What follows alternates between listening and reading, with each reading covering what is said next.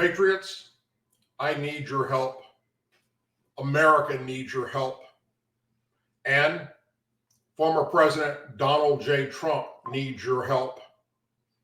What you're about to see in this video is the very first official campaign speech of Kamala Harris after Joe Biden stepped down and endorsed her. It is very, very important that every registered Republican in America or on planet Earth, as well as independents, see this video. You must hear the words that came out of her mouth during this speech. This video needs to be shared far and wide on all your social media platforms, and it is the only thing I can possibly think of right now as a former Democrat that you need to be focused on paying attention to energize our base above and beyond anything it's ever been. Literally, the future of this country is at stake this November. And this woman just made very clear what her intentions are if she's elected. And right now, trust me, the Democrat base is fired the hell up.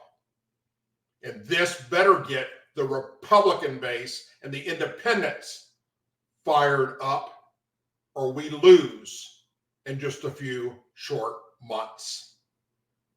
Watch this, listen to her words, and for God's sake, please share this video far and wide. Tune in on Tuesdays and Thursdays at 8 p.m. Central for the live Douglas Ducote Show. Thank you and God bless.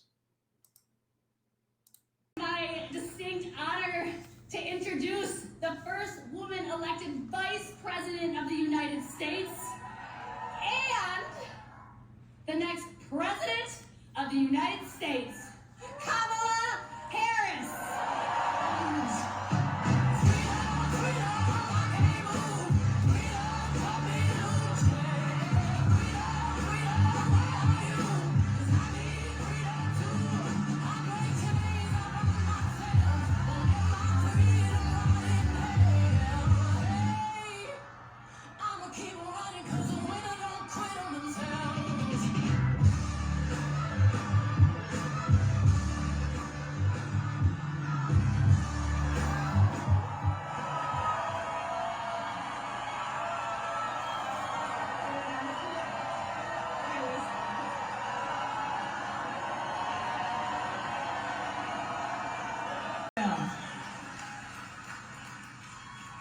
So as Leah told you, before I was elected Vice President, before I was elected United States Senator, I was elected Attorney General of the state of California, and I was a courtroom prosecutor before then. And in those roles, I took on perpetrators of all kinds. Predators who abused women, fraudsters who ripped off consumers, cheaters who broke the rules for their own gain. So hear me when I say, I know Donald Trump's type.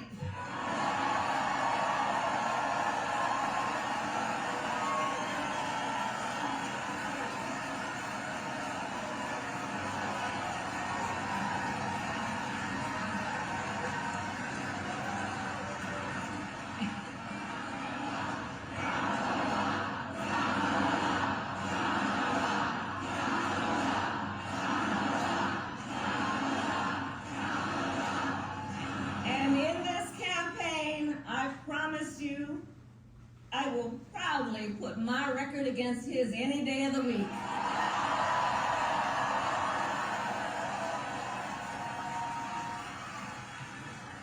As Attorney General of California, I took on one of our country's largest for-profit colleges that was scamming students. Donald Trump ran a for-profit college that scammed students. As a prosecutor, I specialize in cases involving sexual abuse. Well, Trump was found liable for committing sexual abuse. As Attorney General of California, I took on the big Wall Street banks and held them accountable for fraud. Donald Trump was just found guilty of fraud on 34 counts.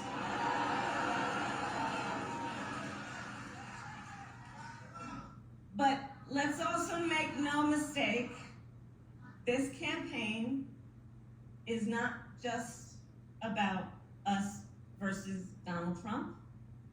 This campaign is about who we fight for. This is about who we fight for. Just look at how we are running our campaigns. So Donald Trump is relying on support from billionaires and big corporations. And he is trading access in exchange for campaign contributions. A couple months ago, y'all saw that a couple months ago at Mar-a-Lago, he literally promised big oil companies, big oil lobbyists, he would do their bidding for $1 billion in campaign donations. On the other hand, we are running a people-powered campaign.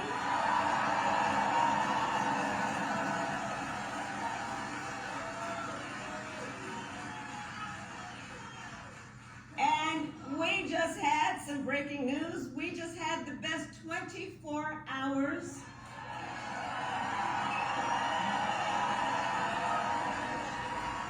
of grassroots fundraising in presidential campaign history. All right?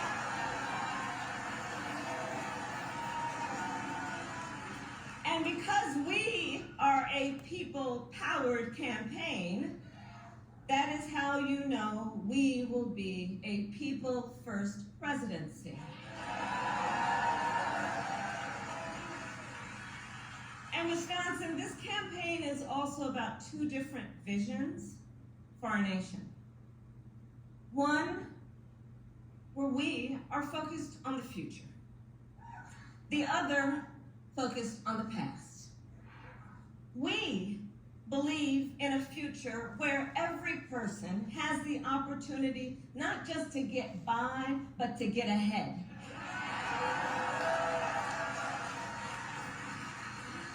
A future where no child has to grow up in poverty. Where every worker has the freedom to join a union.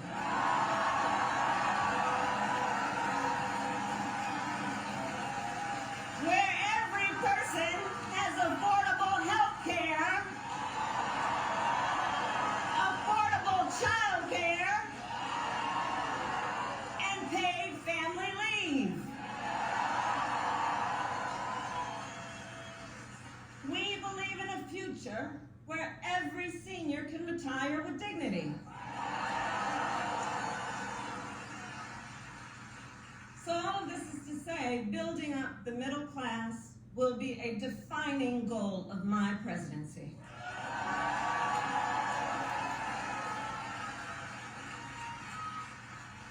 Because here's the thing we all here, Wisconsin, know. When our middle class is strong, America is strong.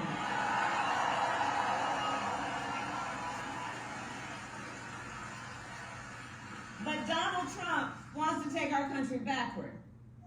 He and his extreme Project 2025 agenda will weaken the middle class. Like, we know we gotta take this seriously. Can you believe they put that thing in writing? Read it. It's 900 pages. But here's the thing. When you read it, you will see Donald Trump intends to cut Social Security and Medicare. He intends to give tax breaks to billionaires and big corporations and make working families foot the bill. They intend to end the Affordable Care Act and take us back then to a time when insurance companies had the power to deny people with pre-existing conditions. Remember what that was like? Children with asthma, women who survived breast cancer, grandparents with diabetes. America has tried these failed economic policies before, but we are not going back. We are not going back. Not going back. We're not going back. We are not going back.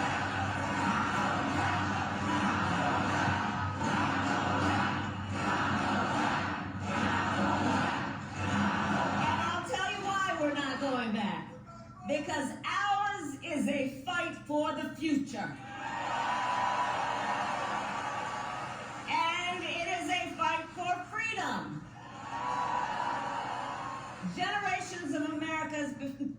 Generations, and we have to remember this, the shoulders on which we stand, generations of Americans before us led the fight for freedom.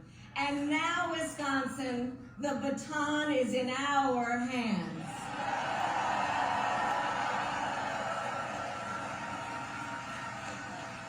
We, who believe in the sacred freedom to vote, will make sure every American has the ability to cast their ballot and have it counted. We, who believe that every person in our nation who should have the freedom to live safe from the terror of gun violence, will finally pass red flag laws, universal background checks, and an assault weapons ban.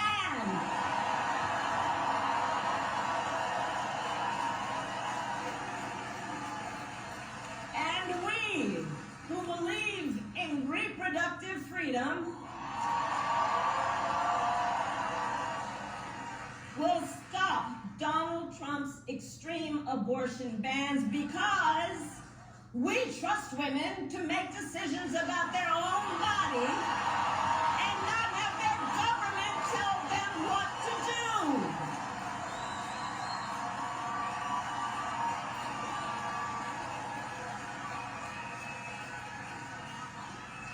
And when Congress passes a law to restore reproductive freedoms, as President of the United States, I will sign it into law.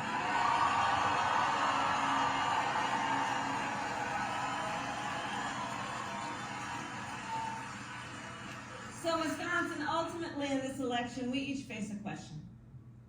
What kind of country do we want to live in? A country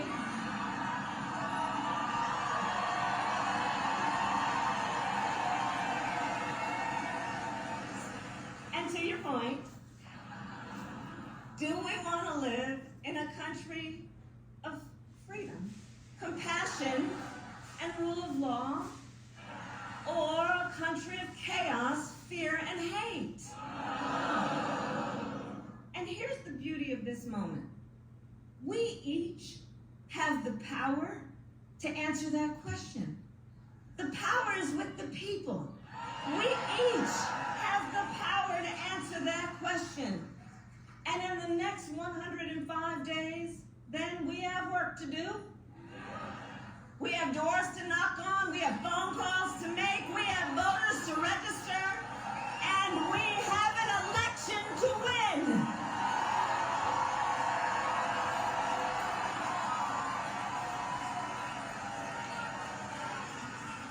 So Wisconsin, today I ask you, are you ready to get to work?